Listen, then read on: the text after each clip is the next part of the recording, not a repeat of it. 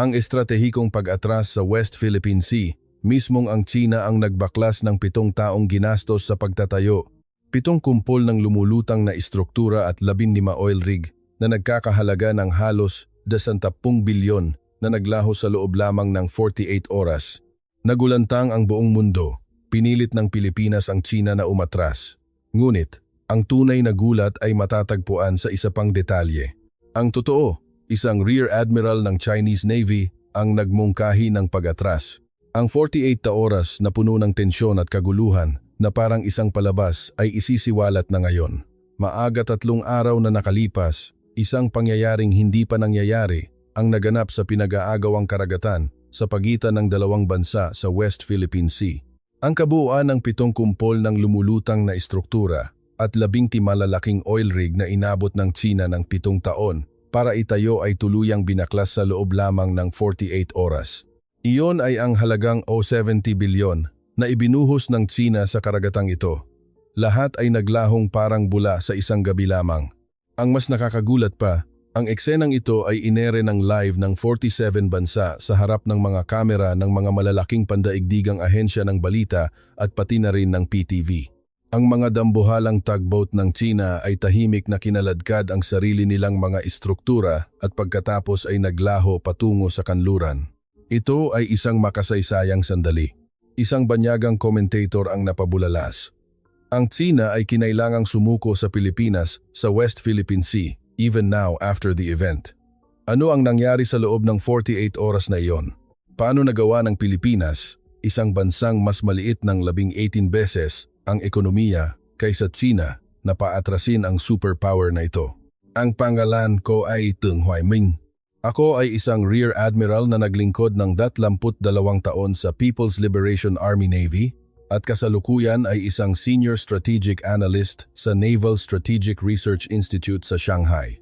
Ako mismo ang direktang nag-utos ng maraming operasyon sa West Philippine Sea at nakiisa sa paggawa ng estratehiya laban sa Pilipinas. Kaya naman, may kumpiyansa akong sinabi na, ang bansang Pilipinas, ano ang magagawa nila sa China? Sa totoo lang, minamaliit ko ang Pilipinas.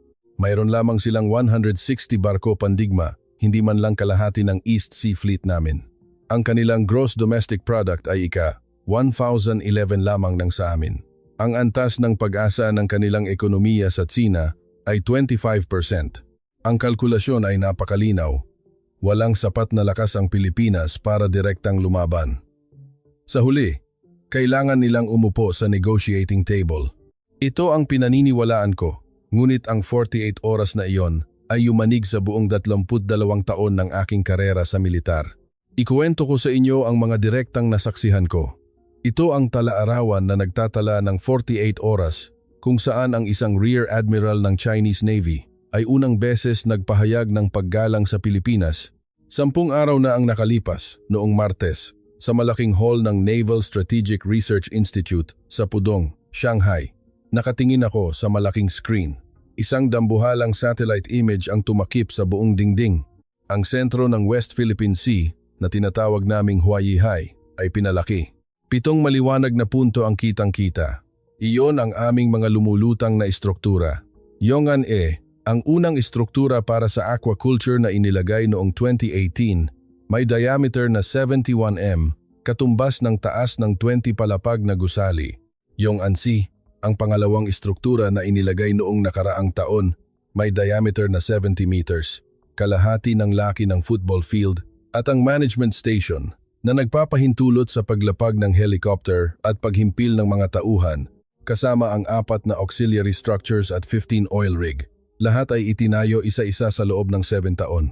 Simula ng ulat, General, sabi ni Deputy Director Fung habang hawak ang remote control. Sa silid pulungan, may 10 taong nakaupo, kasama sina Defense Ministry Consultant Trin Chi at Director of Asia Pacific Department ng Foreign Ministry na si Yuong Mi Lin. Ito ang kasalukuyang sitwasyon sa West Philippine Sea.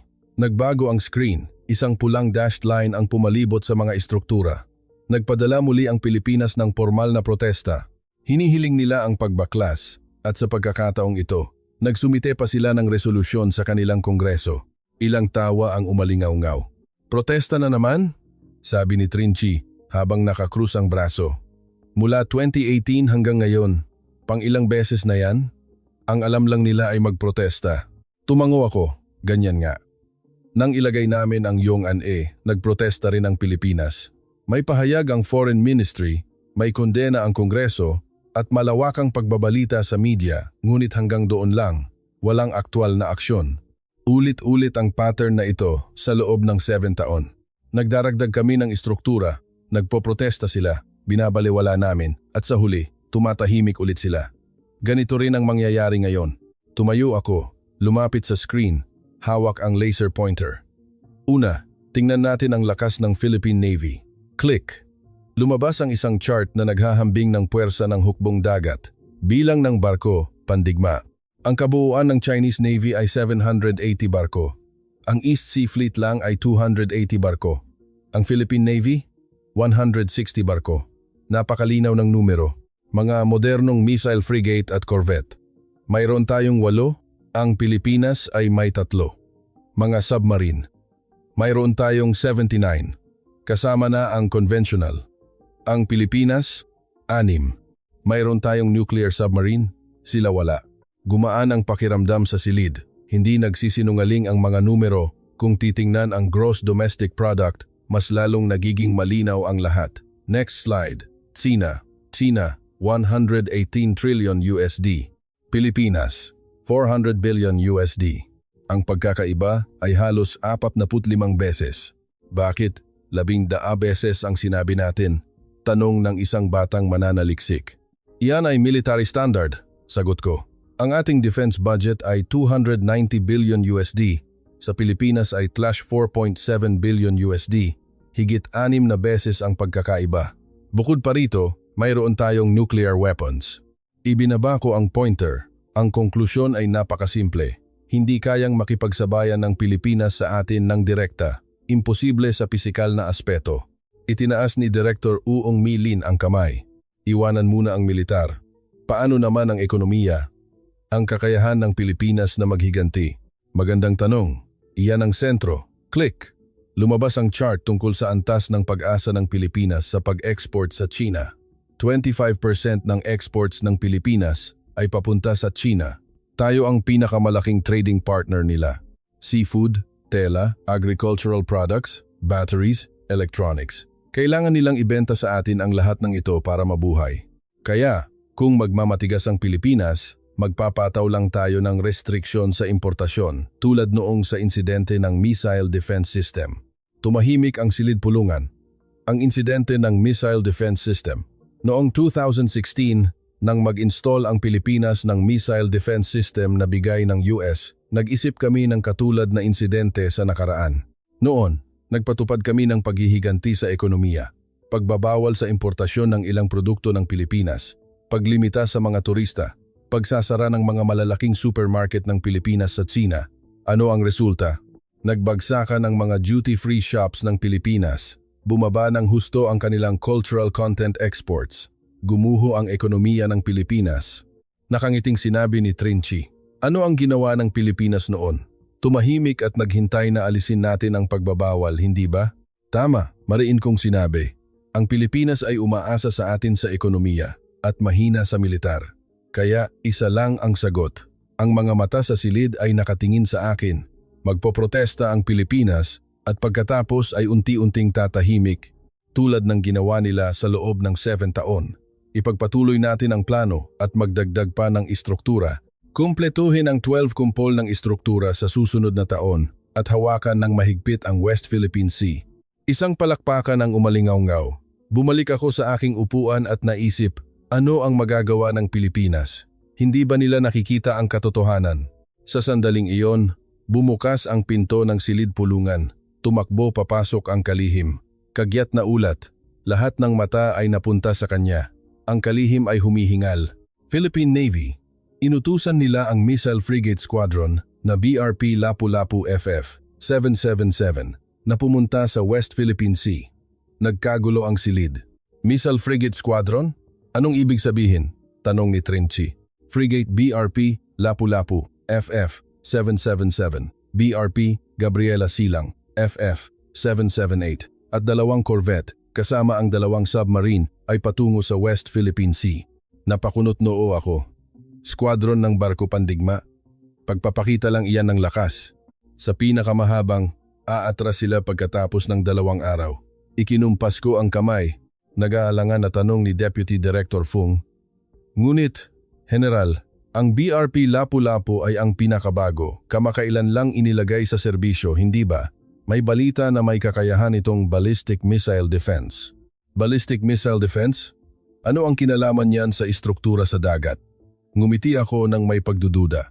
Siguradong para lang magpakita ng lakas. Hindi sila pupunta para sirain ang ating istruktura. Kumalma ulit ang silid pulungan. Nagtiwala ako. Kahit magpadala pa ang Pilipinas ng barko pandigma, ano ang magbabago? Sa huli, luluhod din sila sa harap ng economic card, tulad ng ginawa nila sa loob ng 7 taon. Ngunit hindi ako nakatulog noong gabing iyon. May kaunting kaba sa loob ko. Posible bang may balak talagang gawin ang Pilipinas? Ang kabang iyon ay kinailangan lang ng 36 oras para maging katotohanan. Kinabukasan ng umaga, nagpulong ulit kami. Ang screen ay nagpakita ng real-time satellite image ng karagatan kung saan naroon ang aming istruktura at sa paligid nito ay nagpapatrolya ang mga barko pandigma ng Pilipinas. Ito ang kasalukuyang deployment ng Philippine Navy. Simula ni Fung, 3 missile frigate ang nasa posisyon, 15 nautical miles sa silangan ng istruktura, 4 pang corvette ang nagpapatrolya sa labas. Wala silang balak lumapit, naghihintay lang sila. Nakakrus ang braso ni Trinchi. Kita nyo na, pagpapakita lang ng lakas. Kahit makarating sila doon, wala rin silang magagawa. Sumang-ayon din ako, kahit dumating ang barko pandigma ng Pilipinas, hindi nila pwedeng galawin ang ating istruktura. Hindi pinapayagan ng batas internasyonal ang paggamit ng puwersa at kung magiging diplomatic dispute ito, mas lamang tayo. Ngunit may isang bagay, itinaas ng isang batang mananaliksik ang kamay. Iba ang reaksyon ng media ng Pilipinas ngayon. Dati, kadalasan ay batikos sa gobyerno na mahina, bakit hindi makalaban. Ngunit ngayon, ang mga komento ay nakararami na sumusuporta sa gobyerno. Ituloy ang laban hanggang sa huli. Lumabas sa screen ang screenshot ng isang Philippine news portal. Headline: Ang reaksyon ng gobyerno sa istruktura sa West Philippine Sea ay suportado ng 89%. Ang seksyon ng komento ay puno ng pulang thumbs up. Huwag sumuko sa Tsina. Kailangan ituloy hanggang sa huli sa pagkakataong ito. Oras na para gamitin ang tamang function ng mga modernong barko na itinayo gamit ang ating buwis. 89% ha, bulong ko. Mataas na numero, pero ano ang mababago ng public opinion? Ang public opinion ay public opinion. Ang gobyerno ay gobyerno. Sabi ni Director Uong Meilin. Ang gobyerno ng Pilipinas ay mga pragmatista. Wala silang lakas ng loob na sumabak sa isang all-out war sa atin dahil lang sa public opinion. Sumasang-ayon, tumango si Trinchi. Ano ang magagawa ng Pilipinas sa atin? Sa pinakamahaba, magpoprotesta pa sila ng kaunti at pagkatapos ay tatahimik. Kailangan lang nating bawasan ng kaunti ang mga turista. Gusto na nila agad makipagnegosasyon. Nang sandaling iyon, may kumpiyansa kong sinabi. Huwag nating masyadong bigyan ng halaga ang Pilipinas. Wala silang anumang card para magmatigas sa atin. Wala talaga. Binilang ko ang aking mga daliri. Una, nakakalamang tayo sa militar. Pangalawa, sa ekonomiya, umaasa ang Pilipinas sa atin. Pangatlo, international opinion. Ang issue sa West Philippine Sea ay dispute sa pagitan ng 2 bansa. Hindi rin diretso ang US sa pakikialam. Pangapat, historical precedent. Sa loob ng 7 taon, nagprotesta lang ang Pilipinas nang walang aktwal na aksyon. Mariin kong tinapos. Talagang hindi kayang magmatigas ng Pilipinas. Ito ang ipinahayag ko pagkatapos ng 32 taon ng aking karera sa militar. Isang palakpakan ang umalingaw-ngaw. Ngumiti si Trinchi, tumpak ang pagsusuri ng general. Noong insidente ng missile, ano ang ginawa ng Pilipinas? Umurong sila nang may luha dahil sa ating supermarket boycott movement. Sa pagkakataong ito, kailangan lang nating ipagbawal ang mga turista, ipagbawal ang Philippine cultural content, at tapos na. Gumaan ang pakiramdam, lahat ay nakahinga ng maluwag. Ako rin, naisip ko, ano ang magagawa ng Pilipinas? Sa huli, kailangan din nilang umupo sa negotiating table. Sa sandaling iyon, bumukas ulit ang pinto. May dalang tablet ang kalihim at tumakbo papasok. Kagyat na balita. Ikinonekta niya ang screen. Video ng emergency press conference ng Pangulo ng Pilipinas. Ang Pangulo ay nakatayo sa harap ng mikropono. Simula ngayon, ipinapahayag ko ang pagtatatag ng Special Alert Zone sa West Philippine Sea. Niyanig ang silid. Special Alert Zone? Anong ibig sabihin? Nagpatuloy ang video. Para sa mga ilegal na istruktura sa pansamantalang zona, ang Republika ng Pilipinas ay magsasagawa ng kaukulang hakbang ng pagkontra sa pagkakataong may mga sasakyang dagat na pumasok sa lugar na 500 meters ang layo mula sa ilegal na istruktura. Ang Philippine Coast Guard at Navy ay may karapatang magpatupad ng enforcement measures. Ano? Tumalon si Trinchi. Enforcement sa ating mga barko? Nagpatuloy ang video. Ang hakbang na ito ay alinsunod sa batas internasyonal at para protektahan ang mga lehitimong karapatan sa dagat ng ating bansa. Hindi tayo magpapasakop sa anumang banta. Ang mga mata ng Pangulo ay nakatingin ng diretso sa kamera. Ang ating bansa ay maaaring isang maliit na bansa, ngunit ang maliit ay hindi nangangahulugang mahina. Tayo ay isang bansa na hindi aatras sa harap ng kawalang katarungan. Natapos ang video, ang silid pulungan ay parang nagyelo, walang makapagsalita. Naramdaman kong nanginginig ang aking kamay, kaukulang hakbang ng pagkontra. Ito ay lampas sa inaasahan. Nag-aalangan na nagtanong si Fung, "General, magmamatigas ba talaga ang Pilipinas?" Hindi ako makasagot. Gulong-gulo ang isip ko. Bakit ginawa ng Pilipinas ito? Ang kailangan lang sana ay maghiganti sa ekonomiya, hindi ba?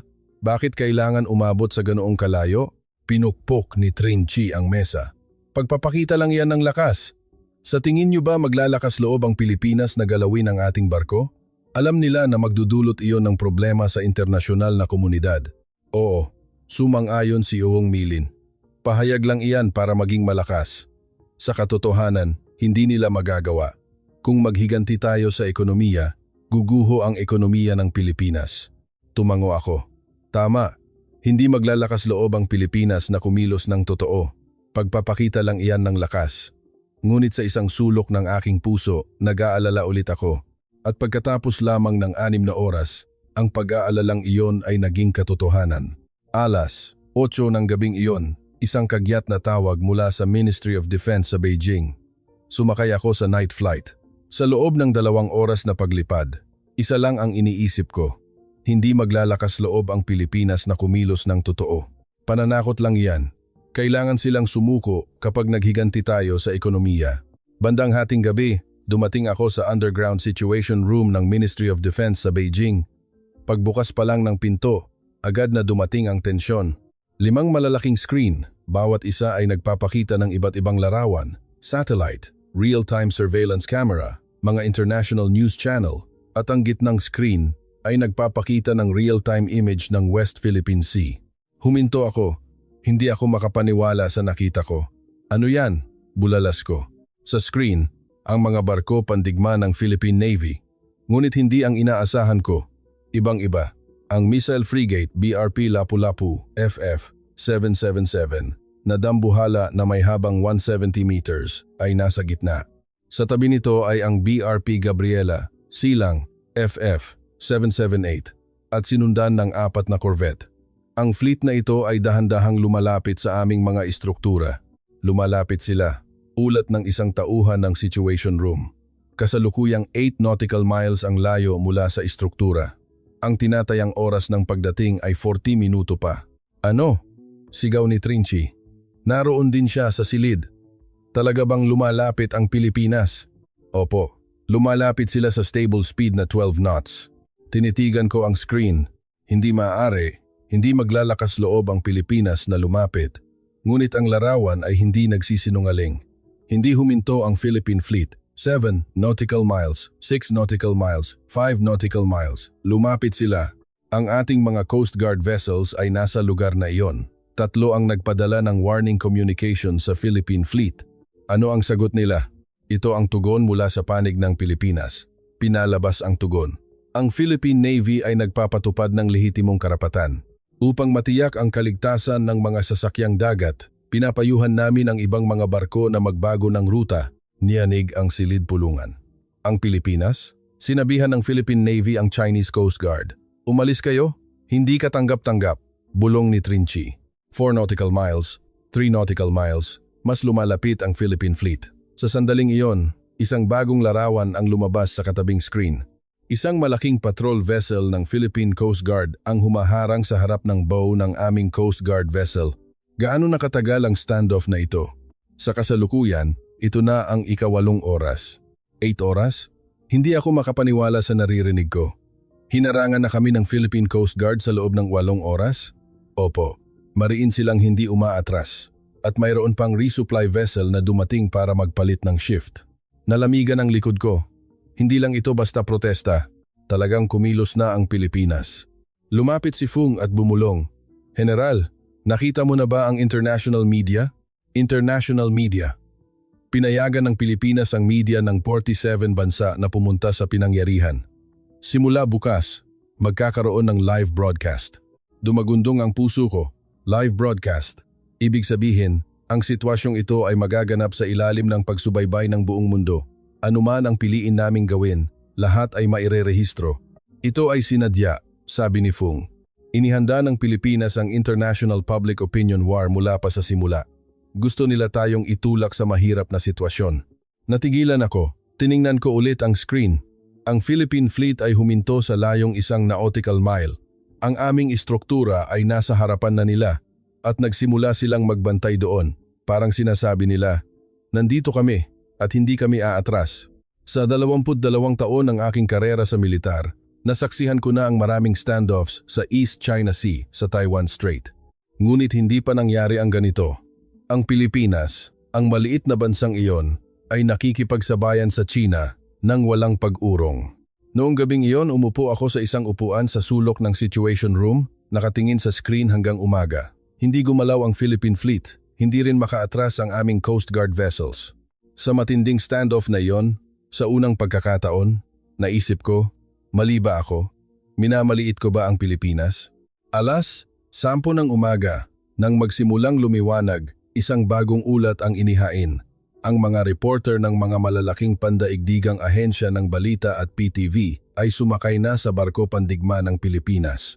Magsisimula ang live broadcast sa 8:00 ng umaga. Ipinikit ko ang aking mga mata. Ang 48 oras ay nagsimula ng umikot. Sa ilalim ng pagsubaybay ng buong mundo, kailangan naming pumili, standoff o pag-atras. At ang resulta ng pagpipiliang iyon ay magtatapos sa kahihiyan na nagkakahalaga ng 70 bilyon.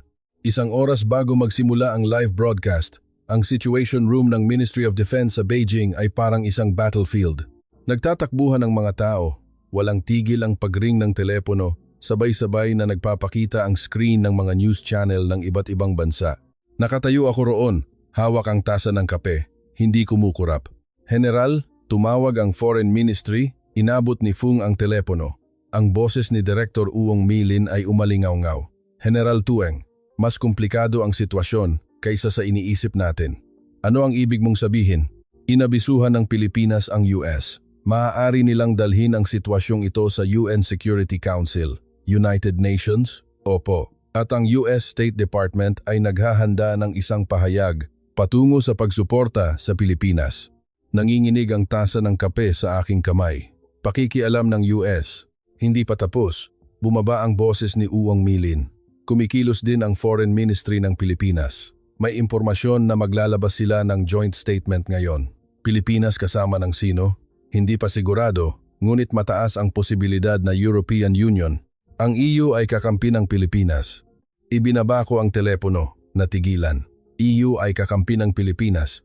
Sa sandaling iyon, isang bagong larawan ang lumabas sa screen ng Situation Room. Nagsimula na ang live broadcast. Ang mga logo ng mga international media ay punong-puno ang screen.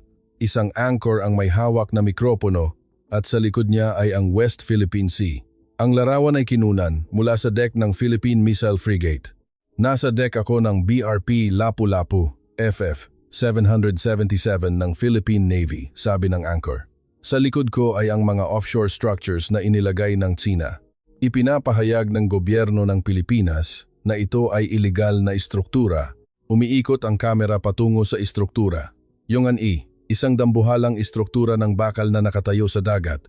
Sa kasalukuyan, nagaganap ang standoff sa pagitan ng Philippine Navy at Chinese Coast Guard. Ang standoff na ito ay umabot na sa higit 12 oras. Tumahimik ang situation room, lahat ay nakatingin sa screen.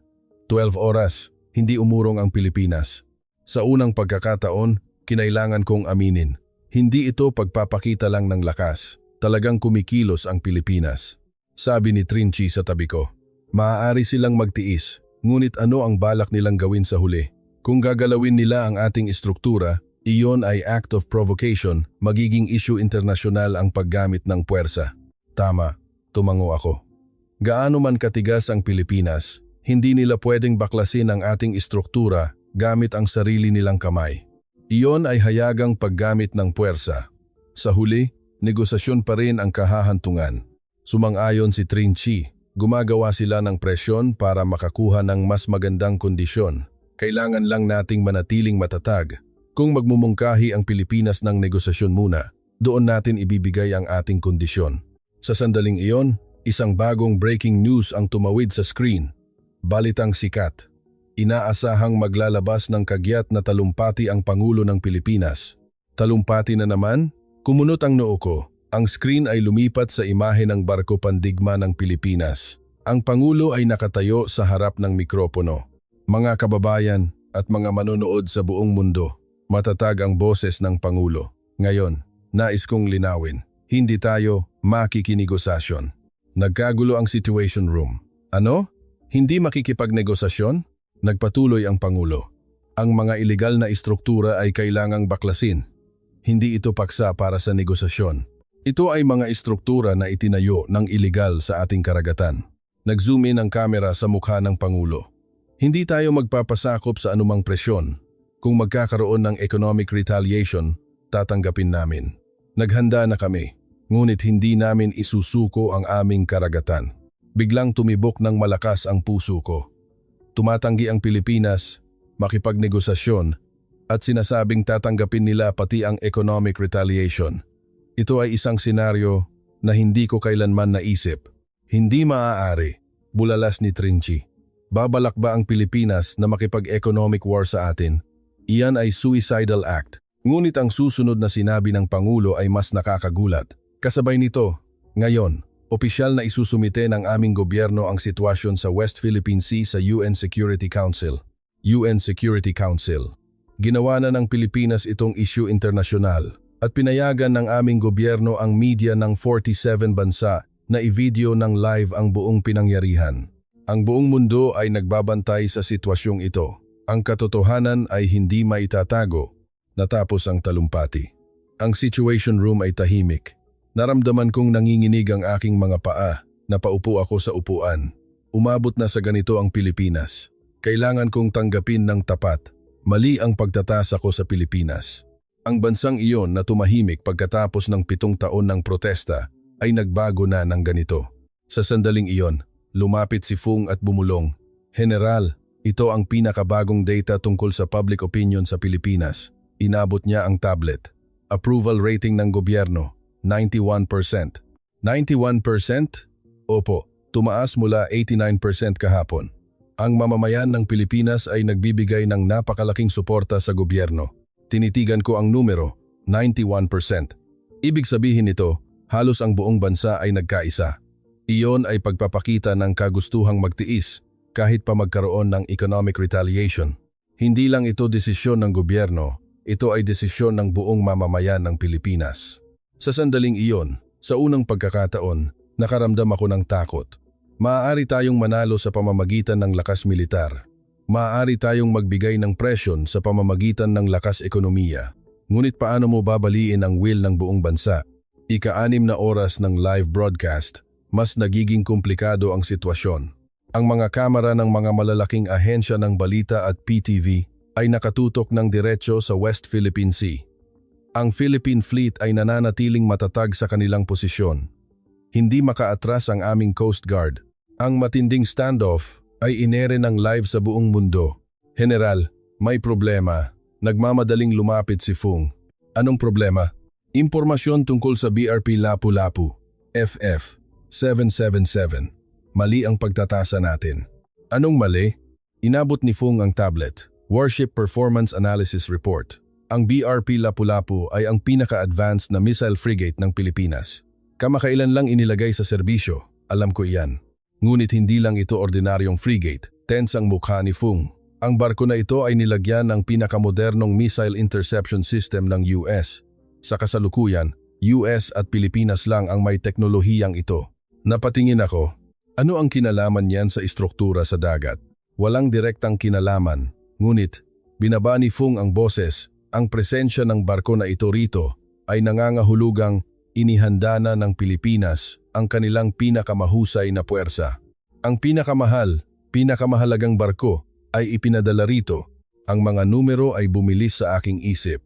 Ang halaga ng paggawa ng BRP Lapu-Lapu ay 120 million USD. Ipinadala ng Pilipinas ang napakahalagang barko na iyon dito. Hindi pa tapos, nagpatuloy si Fung. Ang Philippine Navy ay naglabas ng urgent alert sa buong hukbo. Ang buong fleet sa Manila, Cebu at Davao ay handa nang umalis. Buong fleet? Opo, ito ang pangatlong beses sa kasaysayan ng Philippine Navy na naglabas ng full-scale emergency. Ang una ay ang digmaan noong 1979, ang pangalawa ay ang krisis sa dagat noong 1988 at ang pangatlo ay ngayon. Nalamigan ang likod ko. Naghahanda ang Pilipinas para sa digmaan.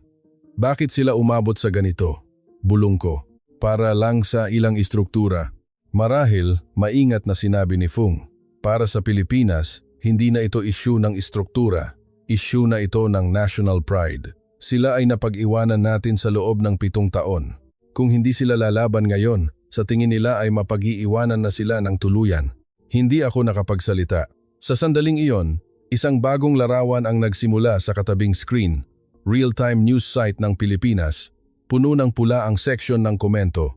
Ituloy, hanggang sa huli. Kung aatras tayo ngayon, ituturing tayong mahina ng tuluyan.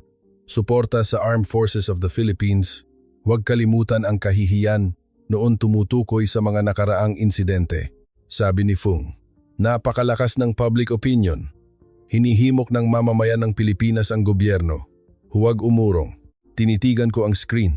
Sa sandaling iyon, napagtanto ko, hindi kami nakikipagsabayan sa gobyerno ng Pilipinas. Nakikipagsabayan kami sa buong mamamayan ng Pilipinas. Paano babaliin ang will ng 100 million katao? Lumapit si Trinchi. General Turng, nag-utos na ang Foreign Ministry. I-activate ang Economic Retaliation Card. Ano? Limitahan ang mga turistang Pilipino. Censor ang cultural content. Higpitan ang inspeksyon sa importasyon ng produkto ng Pilipinas. Epektibo iyon noong insidente ng missile, hindi ba? Kumpiyansa na sinabi ni Trinchi. Umiyak ang mga Philippine businesses at umatras. Ganito rin ang mangyayari ngayon. Sa sandaling iyon, isang bagong breaking news ang tumawid sa screen. Balitang sikat. Philippine Economic Associations naglabas ng joint statement. Ang screen ay lumipat sa chairman ng Philippine Business Association na nakatayo sa harap ng mikropono. Kami, ang komunidad ng negosyo, ay ganap na sumusuporta sa aksyon ng gobyerno sa West Philippine Sea. Niyanig ang Situation Room. Ano? Sinusuportahan ng komunidad ng negosyo ang gobyerno? Nagpatuloy ang chairman. Maaring magkaroon ng economic retaliation. Ngunit tinatanggap namin, bawasan na ng Philippine businesses ang pag-asa sa China. Sa loob ng 7 taon, kami ay handa. Nagbago ang mga numero sa screen. Chart ng antas ng pag-asa ng Pilipinas sa pag-export sa China. 2016. Missile incident, 25.10%. Kasalukuyan, 2020 VEV, 19.70%. Bahagi ng export sa ibang market India, Middle East, Europe, 2016, 12%. 2025, 24%. Tinitigan ko ang mga numero. Naghanda ang Pilipinas sa loob ng 7 taon. Tahimik silang nagpatupad ng estratehiya ng economic diversification para hindi sila umasa sa aming economic retaliation. Hindi ka panipaniwala, bulong ni Fung. Hindi ko alam na naghanda ng husto ang Pilipinas. Sa sandaling iyon, bumukas ng malakas ang pinto ng Situation Room. Isang senior officer ng Ministry of Defense ang tumakbo papasok. Kagyat na ulat, lahat ay lumingon. Ang pahayag ng US State Department ay inilabas na. Ang screen ay nagpakita ng teksto ng pahayag. Sinusuportahan ng United States ang Pilipinas sa pagtatanggol ng kanilang lehitimong karapatan sa dagat. Inaasahan na ang nilalaman na ito, ngunit ang susunod na pangungusap ay nakakagulat. Ang US 7th Fleet ay handa ng tulungan ang kaalyado kung kinakailangan. Nagyelo ang Situation Room. 7th Fleet, ang pangunahing puwersa ng US Pacific Fleet, aircraft carrier. Tutulungan nila ang Pilipinas? Direktang makikialam ang US? Para lang sa ilang istruktura, makikialam ang US? Sigaw ni Trinchi. Tinitigan ko ang screen at naisip, hindi na ito issue ng istruktura. Ito ay isang mas malaking chess game. At sa chess game na iyon, mas lalo kaming naitutulak sa sulok. Ika, 10 oras ng live broadcast, nagtungo ang sitwasyon sa ibang direksyon kaysa sa inaasahan. Nagbubuod ako ng mga reaksyon ng iba't ibang bansa sa isang sulok ng Situation Room. US, handang tumulong ang 7th Fleet. EU, pinahahalagahan ang pagsisikap ng Pilipinas na sumunod sa batas internasyonal. Australia, Canada, nagtataguyod ng Maritime Security Cooperation sa Pilipinas. Philippines, binigyan kami ng Pilipinas ng lakas ng loob, pahayag ng Pangulo. Taiwan, mahigpit na binabantayan ang reaksyon ng Pilipinas. Lahat ay kumakampi sa Pilipinas. Walang bansang sumusuporta sa amin maliban sa Russia at North Korea. Ang kanilang suporta sa sitwasyong ito ay marahil counterproductive pa. Sa sandaling iyon, ang pinakahindi inaasahang balita ang dumating. General Tureng, tumakbo si Fung, kagyat na press conference ng Pangulo ng Pilipinas. Ang screen ay nagpakita ng Pangulo ng Pilipinas. Ipinakita sa amin ng Pilipinas na ang isang maliit na bansa ay maaari pa ring tumayo laban sa isang dambuhalang kapangyarihan. May luha sa mga mata ng Pangulo. Kami, ang Pilipinas, ay dumanas ng parehong bagay sa West Philippine Sea, ngunit hindi kami nakakilos. Ang Pilipinas ay nagbibigay sa amin ng lakas ng loob. Mabilis na tumibok ang puso ko. Philippines, ang bansang may dispute sa amin sa West Philippine Sea. Nagtayo kami ng artificial islands sa kanilang teritoryo at wala silang magawa. Ngunit ipinapakita ng Pilipinas na ang paglaban at hindi pag-urong ay mananalo. Sa unang pagkakataon, nakaramdam ako ng takot. Hindi na ito issue ng Pilipinas lamang. Kung aatras kami rito, ganoon din ang mangyayari sa Philippines, sa Indonesia, sa Malaysia. Ang buong estratehiya ng aming expansion ay nanganganib na gumuho. Ito ay domino effect, tahimik na sinabi ni Fung. Kung matalo tayo sa West Philippine Sea, ang East China Sea ay nasa panganib din. Tumango ako. Kaya nga, mas lalong hindi tayo pwedeng umatras. Ngunit kung hindi kami aatras, ituturing kaming kaaway ng buong mundo. Kami ay ihihiwalay. Ano ang dapat naming gawin? Ang mga balita mula sa Taiwan, Pilipinas, India ay patuloy na umalingaw-ngaw. Ang reaksyon ng Pilipinas ay pag-asa para sa mga demokratikong bansa sa East Asia. Ipinagtatanggol ng Pilipinas ang pride ng Asia. Tinitigan ko ang screen. 22 taon ng karera sa militar, hindi mabilang na operasyon. Ngunit ito ang unang pagkakataon na hinarap ko ang sitwasyong ito. Hindi pakikipagsabayan sa isang bansa, kundi pakikipagsabayan sa buong mundo. At kami ay natatalo. Ika, 24 oras ng live broadcast. Ang Situation Room ng Ministry of Defense sa Beijing ay tahimik. Lahat ay pagod na. Ako rin ay gising na sa loob ng 48 oras. Masakit ang aking mga mata.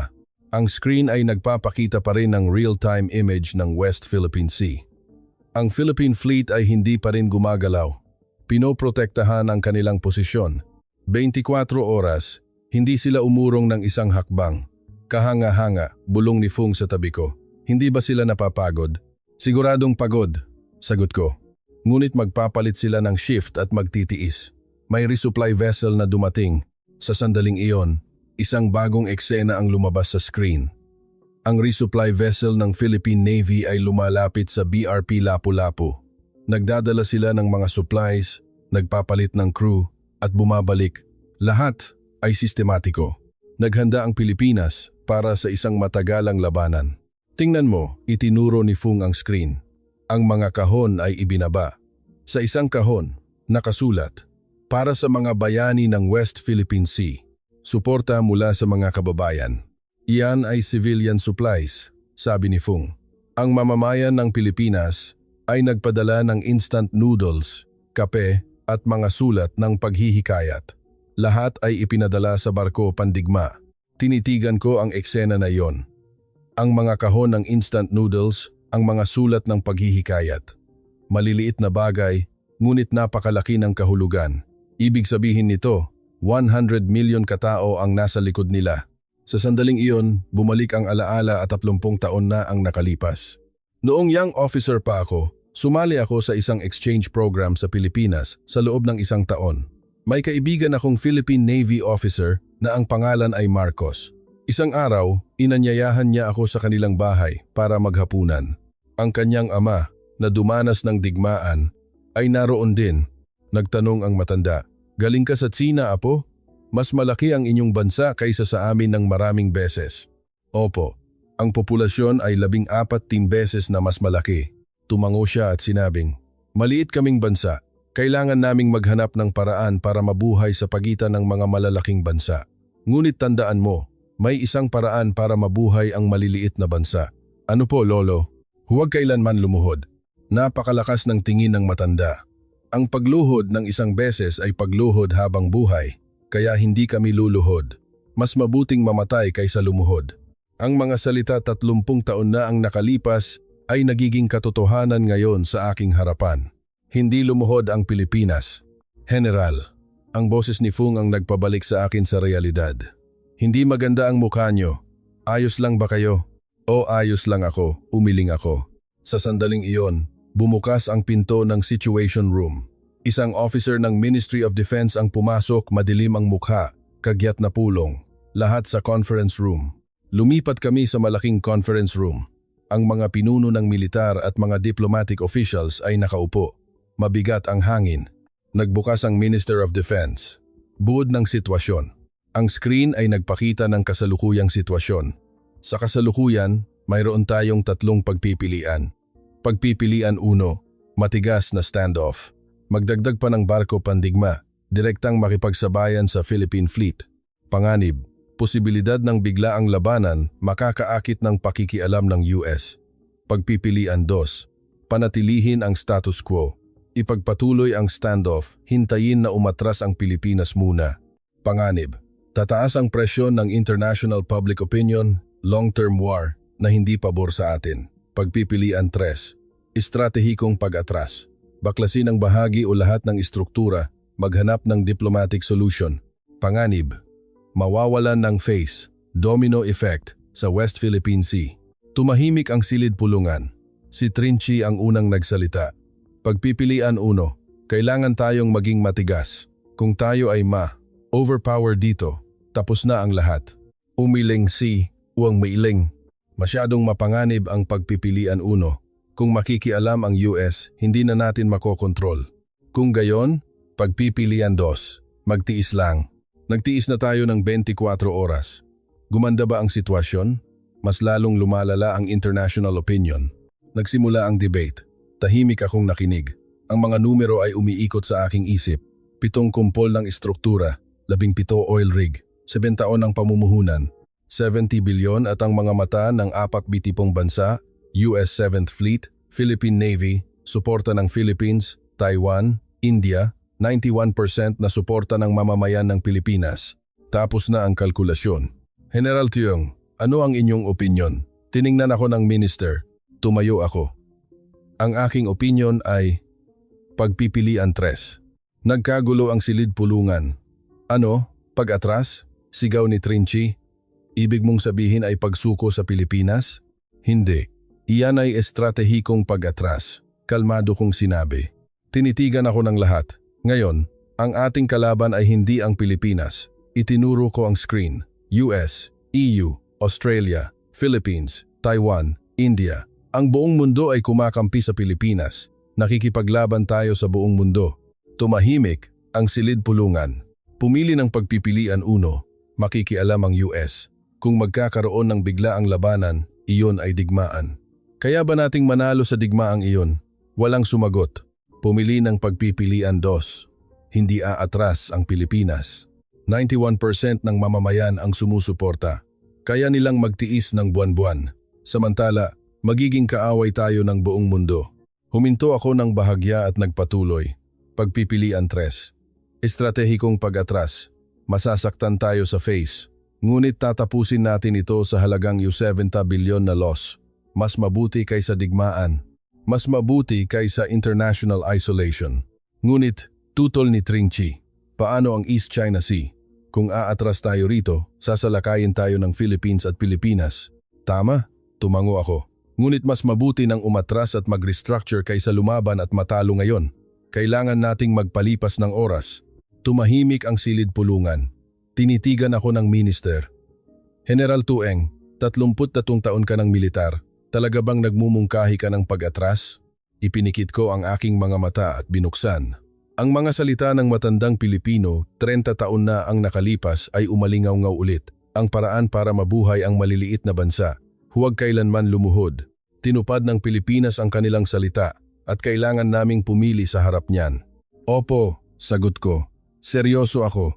Ituloy ang pag-atras. Noong gabing iyon, ginawa ang desisyon sa Beijing. Pagpipilian 3, estratehikong pag-atras. Sa ilalim ng panonood ng 20 bansa, ang aming mga istruktura ay nagsimulang baklasin. Kinabukasan ng umaga, pagkatapos ng utos ng pag-atras, ang panahon sa West Philippine Sea ay maliwanag.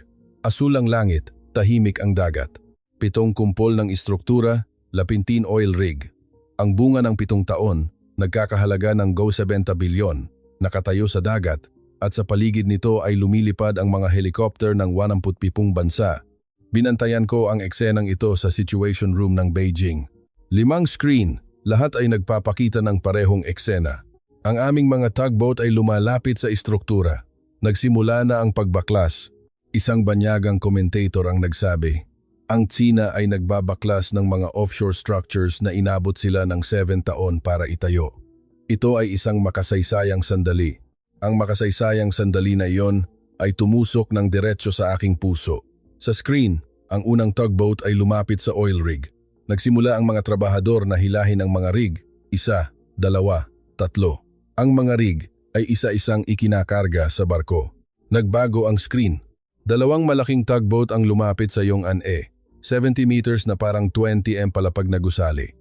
Babaklasin ba nila? Tanong ni Fung. Hindi, umiling ako. Kakaladkarin nila ng buo. Wala nang oras para baklasin. Ikinonekta ng tugboat ang kable sa Yong'an-e. Umalingaw-ngaw ang tunog ng makina. Dahan-dahan. Napakabagal. Nagsimulang gumalaw ang Yong'an-e. Gumagalaw na ito! Bulalas ng commentator ng PTV na puno ng pagkasabik. Ang dambuhalang offshore structure ng China ay nagsimula ng umatras. Sa sandaling iyon, may huminga ng malalim sa Situation Room. Mahigpit kong kinuyom ang aking kamay, bumaon ang kuko sa palad ko. Sa screen, ang Yong'an-e ay kinaladkad patungo sa kanluran, bumabalik pagkatapos ng 7 taon. Ang eksenang ito ay inere ng live sa buong mundo. Isang Arab commentator ang nagsabi, tinatayang 800 million manonood ang nagbabantay sa sandaling ito. 800 million katao. 800 million katao ang nakasaksi sa aming pag-atras. Sa sulok ng screen, ang Philippine Fleet ay naroon pa rin. BRP Lapu-Lapu, BRP Gabriela Silang. Nananatili silang tahimik, parang sinasabi, nanalo kami, hindi kami umurong. Ang mga international media channels ay lumipat sa larawan sa deck ng barko Pandigma ng Pilipinas. Nakahanay ang mga Philippine Navy sailors. Nakatayo sila sa position of attention, nakatingin sa pag-atras ng mga istruktura ng China. Ang Philippine Navy ay nagsasagawa ng ceremony para salubungin ang pag-atras, sabi ng commentator. Pinrotektahan nila ang posisyong ito sa loob ng 48 oras. Hindi umurong ng isang hakbang. Tiningnan ko ang mga mukha ng mga sailors na iyon. Napakabata pa nila, marahil ay nasa 20s pa lang. Ngunit ang kanilang mga mata ay matatag, walang takot. Nanalo sila sa amin. Hindi sa dami ng barko Pandigma. Hindi sa GDP. Hindi sa defense budget. Ang mga mata na iyon ang nanalo sa amin. Lumipas ang oras. Naglaho ang Yong'an-e sa likod ng horizon. Kinaladkad din ang Yong'an-C, Management Station, Auxiliary Structures. Unti-unti, naglaho ang bakas ng 7 taon. Nang maglaho ang huling istruktura, sinabi ng isang commentator, makasaysayang sandali. Ang China ay tuluyang umatras mula sa West Philippine Sea. Tumahimik ang Situation Room. Sa sandaling iyon, isang bagong eksena ang lumabas sa screen, ang buong bansa ng Pilipinas. Plaza sa Manila, dalampasigan sa Cebu, sentro ng Davao. Naglabasan ang mga tao sa kalsada. Iwinagayway nila ang bandila ng Pilipinas, araw, at 3 bituin. Sumisigaw sila. Naglabasan ang mamamayan ng Pilipinas sa kalsada, sabi ng komentator. Spontaneous na selebrasyon sa buong bansa. Ang screen ay nagpakita ng isang panayam. Isang matanda ang umiiyak at nagsabi, "Nabuhay ako ng buong buhay. Hindi ko naisip na darating ang araw na ito. Nanalo tayo laban sa Tsina. Ang maliit na bansa ay nanalo laban sa malaking bansa." Isang binata ang nagsabi, Ipinagmamalaki ko ang Philippine Navy, ipinagmamalaki kong maging Pilipino." Tinitigan ko ang eksena na iyon. 100 million katao ang nagkaisa. Ang lakas na iyon ang nanalo sa amin. Lumapit si Fung, "General, ang buod ng damage ay narito na. 7 kumpol ng istruktura, 10 kalama oil rig, halaga ng pagtatayo, operasyon, pagbaklas, kabuuang 24.7 bilyon. 70 bilyon, 7 taon ng pamumuhunan, naglahong parang bula sa loob ng 48 oras. At idinagdag ni Fung, ang damage sa international prestige ay hindi na matantya. Naapektuhan din ang estratehiya sa East China Sea. Tumango ako, hindi ang pera ang problema, iba ang tunay na loss. Isang bansa ang tumayo laban sa Tsina. Nakita iyon ng buong mundo. Nakita ng Philippines, ng Indonesia, ng Taiwan, ng India. Pinatunayan ng Pilipinas na ang maliit na bansa ay maaari pa ring manalo. Iyon ang tunay na loss. Ang screen ay nagpakita ng huling eksena. West Philippine Sea, ang karagatan na wala ng istruktura. Sa ilalim ng asul na langit, ang mga alon ay mahinahon. At sa karagatan na iyon, malayang naglalayag ang Philippine Fleet. Isang commentator ang nagsabi, "Nabawi na ng Pilipinas ang West Philippine Sea." Tumingin ako sa screen, sumandal sa upuan, ipinikit ang aking mga mata. 32 taon ng karera sa militar, hindi mabilang na tagumpay. Ngunit ngayon, nabigo ako. At ang pagkabigong ito ay magpapabago sa aking buhay. 6 na buwan pagkatapos, Shanghai. Tumingin ako sa labas ng bintana ng opisina. Busy ang karagatan, tahimik ang eksena, ngunit hindi ako mapakali. 6 na buwan na akong hindi nakakatulog ng mahimbing. Ang eksena na iyon ay patuloy na bumabalik. Live broadcast ng 47 bansa. Ang aming mga istruktura ay kinaladkad. Ang salute ceremony ng mga Philippine sailors. Ang sigawan ng mamamayan ng Pilipinas. Kailangan kong aminin. Nagkamali ako. Naniniwala ako sa maling bagay sa loob ng 32 taon. Mas maraming barko pandigma, panalo, mali. Mas malaki ang GDP, panalo, mali. Umaasa sa ekonomiya ang kalaban, panalo, mali. Ang Pilipinas ay may mas kaunting barko pandigma, mas maliit ang GDP. Umaasa sa amin sa ekonomiya, ngunit nanalo sila. Bakit? Will. Isang salita lang iyan ang umiikot sa aking isip. Ang Pilipinas ay may will. Ang will na hindi kailanman uurong. Ang will na mas mabuting mamatay kaysa lumuhod. At ang will na iyon ay pag-aari ng 100 million katao. Hindi lang ang gobyerno, kundi pati ang komunidad ng negosyo, media, matatanda, bata, lahat. Mayroon ba kaming ganoon? Tanong ko sa sarili ko. 1.4 billion katao ang pinakamalaking populasyon sa mundo, ngunit ang 1.4 billion na iyon ay nagkaisa na ba sa isang will lamang? Hindi pa. Mapait akong napatawa. Naniniwala lang kami sa mga numero. Bilang ng barko pandigma, GDP, populasyon, defense budget. Naniniwala kami na ang mas malaking numero ay mananalo. Ngunit pinatunayan ng Pilipinas na may mas mahalaga kaysa sa mga numero. Sa sandaling iyon, kumatok ang pinto ng opisina. "General, may bisita po kayo." "Sino?" Sabi po nila galing sila sa Pilipinas. Biglang tumibok ang puso ko. Pilipinas. Bumukas ang pinto. Tumayo ako mula sa aking upuan nang makita ko ang taong pumasok. Marcos. Ang kaibigan ko 30 taon na ang nakalipas. Ang Philippine Navy officer na nakilala ko sa exchange program. May uban na ang kanyang buhok, may dagdag na mga kunot. Ngunit hindi nagbago ang kanyang mga mata. "Matagal na tayong hindi nagkita, Ho Ai Min," nakangiting sabi ni Marcos. "Marcos, natigilan ako. Bakit ka nandito?" "Bumisita ako sa iyo." Lumapit si Marcos at nakipagkamay sa akin. "Napanood ko sa TV. Narinig ko na ikaw ang nagmungkahi ng pag-atras. Paano mo nalaman?" "Kumpidensyal na impormasyon, pero alam kong ikaw iyon." Ikaw ba talaga iyon? Natigilan ako. Maupo ka. Tinuro ni Marcos ang sofa. Kailangan nating mag-usap. Umupo kami sa magkabilang upuan. Kinuha ni Marcos mula sa bulsa ang isang lumang larawan.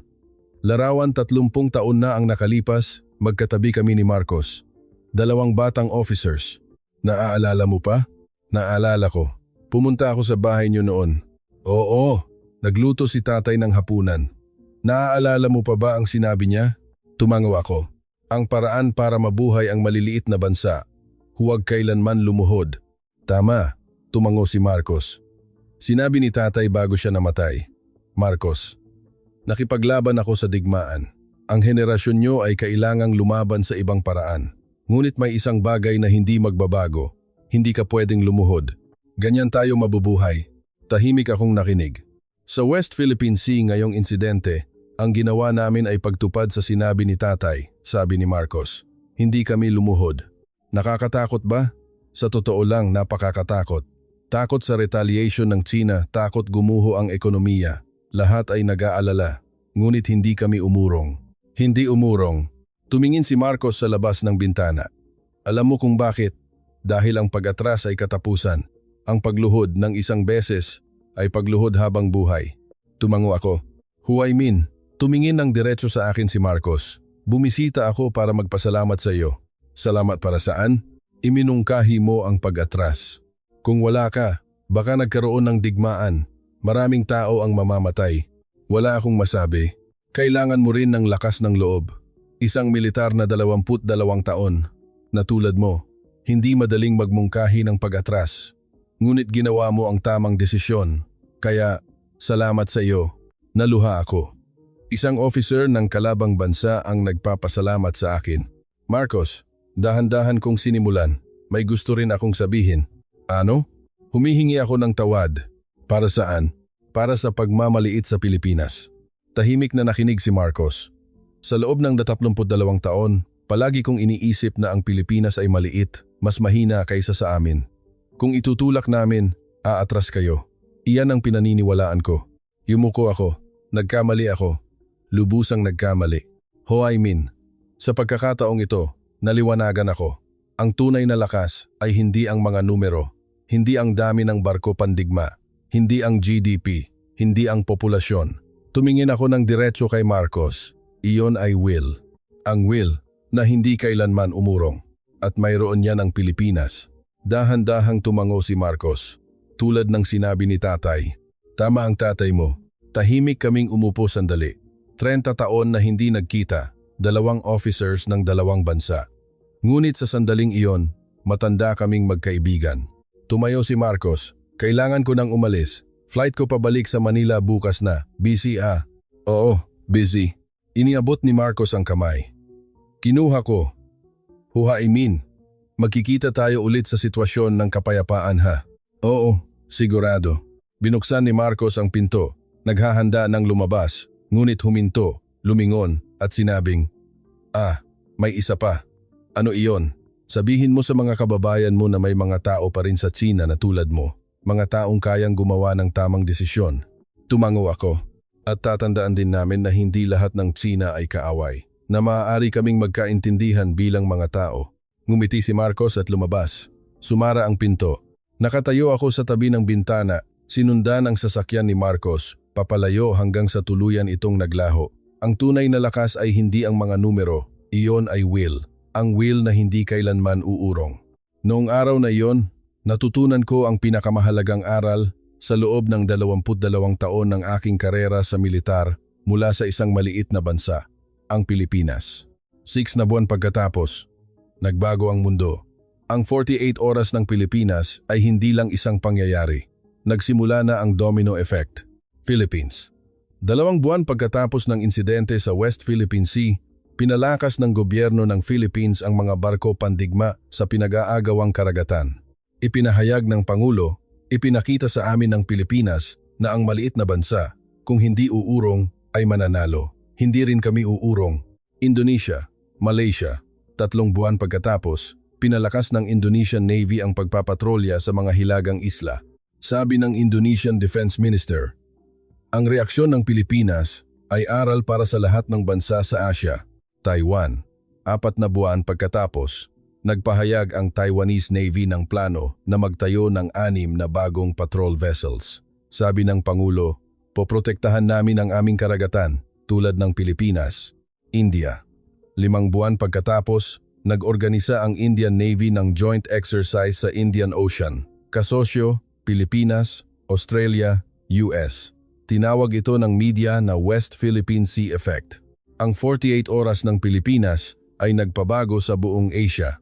Ang maliliit na bansa ay nagkaroon ng lakas ng loob. Lakas ng loob na tumayo laban sa dambuhalang kapangyarihan. At ang Pilipinas ay nakakuha ng bagong posisyon, ang karangalan ng Asya. Ang maliit na bansa ngunit malakas. Ang bansang hindi kailanman luluhod. 1 taon pagkatapos, Manila.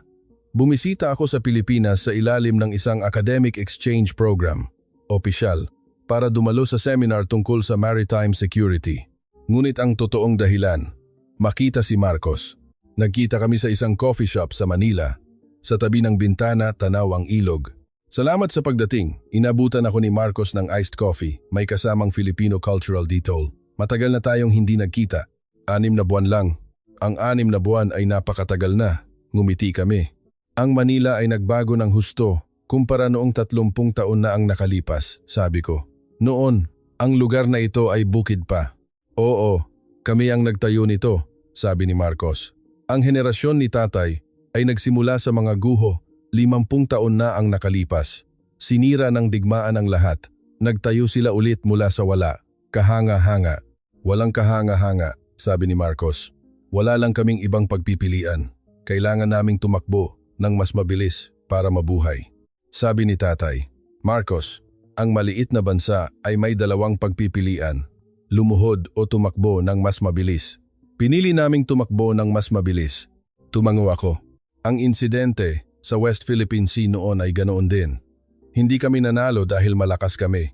Nanalo kami dahil hindi kami sumuko. Tumingin si Marcos sa labas ng bintana. Ho Chi Minh, ang laki ng isang bansa ay hindi na pagdedesisyonan ng territorial area. Kung gayon, ano ang nagdedesisyon? Tumingin ng diretso sa akin si Marcos. Napagdedesisyonan iyan ng will ng mamamayan. Ang will na hindi kailanman susuko. Iyan ang tunay na laki ng isang bansa.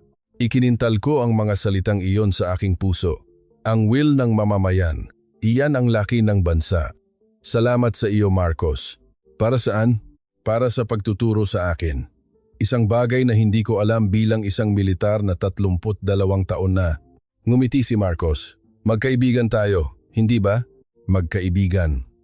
Ang kaibigan na nakilala 30 taon na ang nakalipas, officer ng kalabang bansa, ngunit ngayon ay magkaibigan na lang. Lumabas kami sa coffee shop, naglakad sa tabi ng ilog. Malamig ang hangin, kumikinang ang ilog. Ang mga tao ay naglalakad, nagtatawanan. Isang tahimik na eksena. Ho Chi Minh, sabi ni Marcos. Maari bang maging magkaibigan talaga ang ating bansa at bansa mo balang araw? Nag-isip ako, hindi ko alam, hindi madali siguro. Siguro nga, ngunit tumingin ako kay Marcos. Hindi naman imposible, tulad mo at ako na magkaibigan. Tumango si Marcos. Kung ganoon, maganda, simulan natin doon. Nagpatuloy kami sa paglalakad sa tabi ng ilog. Magkatabi. 2 officers ng 2 magkalabang bansa, ngayon ay magkaibigan. Ito ang kwento tungkol sa 48 oras na nasaksihan ng Chinese Navy Rear Admiral na si Tureng Ho Chi Minh sa West Philippine Sea, na ang isang maliit na bansa, kung nagkaisa, ay maaaring paatrasin ang isang higante. Pinatunayan iyan ng Pilipinas sa buong mundo.